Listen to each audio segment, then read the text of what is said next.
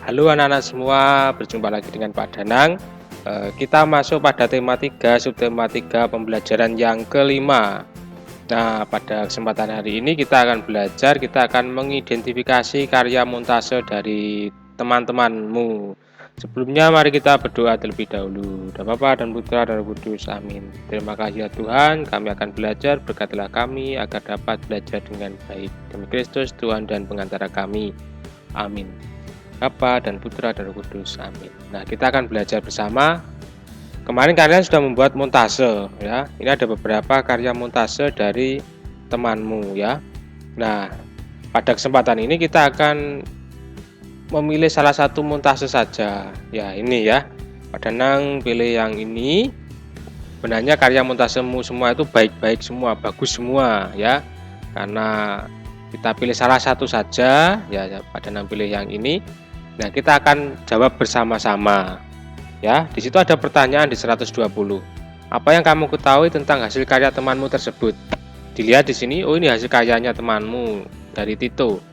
Kemudian yang kamu ketahui, oh montasenya kaitannya tentang lingkungan rumah, ya, halaman rumah gitu.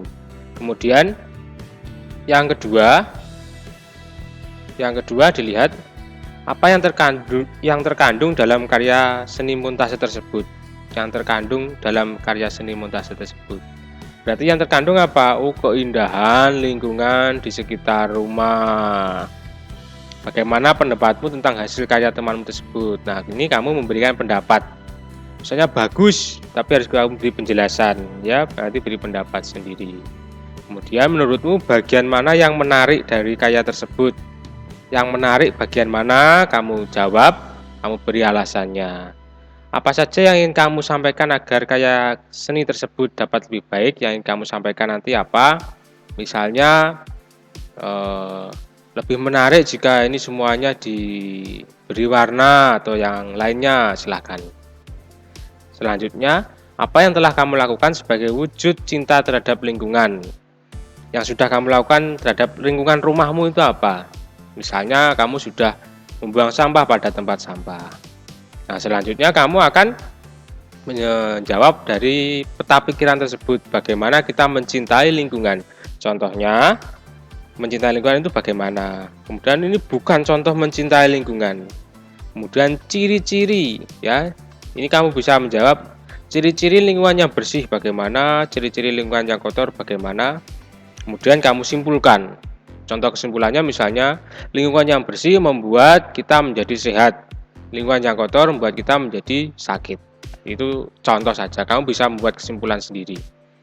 Nah, selanjutnya kita juga akan berlatih tentang matematika, ya, tentang pecahan ini desimal, penjumlahan desimal. Nah, dalam penjumlahan desimal itu kan di sini ada 24,6 kali 2,9. Nah, ini kita bulatkan dulu komanya. Ini contohnya, ya. Contohnya ini. Kalau 1 sampai dengan 4 itu di 0. Maksudnya ini 0. 0,5 sampai dengan 0,9 itu naik menjadi 1. Tadi 24,6 itu kalau dibulatkan menjadi 25. Karena ini angka 6 naik 1. 4-nya tambah 1 menjadi 25.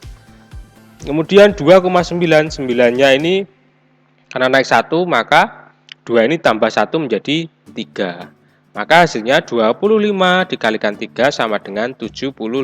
Nah, ini nanti kamu jawab yang lainnya. Ini contoh satu saja. Nah, setelah kamu jawab, kamu juga akan membuat soal cerita. Nah, ini soal ceritanya kamu tuliskan di sini. Ya, terus kemudian langsung kamu jawab jawabannya. Soal cerita itu seperti ini soal cerita. Kalau yang ini itu namanya bukan soal cerita, ya. Jadi soal cerita itu ada teksnya. Begitu. Di soalnya langsung jawabannya di bawahnya. Begitu, nanti jika ada pertanyaan bisa tanya ke Pak Danang. Terima kasih. Kita akhiri dengan berdoa. Bapa dan Putra dan Roh Kudus, amin. Ya Tuhan, terima kasih, berkatilah karya-karya kami selanjutnya agar dapat berkenan kepadamu dan berilah kesehatan kami semua dan anggota keluarga kami. Demi Kristus, Tuhan dan pengantara kami. Amin. Dalam nama Bapa dan Putra dan Roh Kudus, amin. Sampai ketemu pada video pembelajaran selanjutnya. Dadah.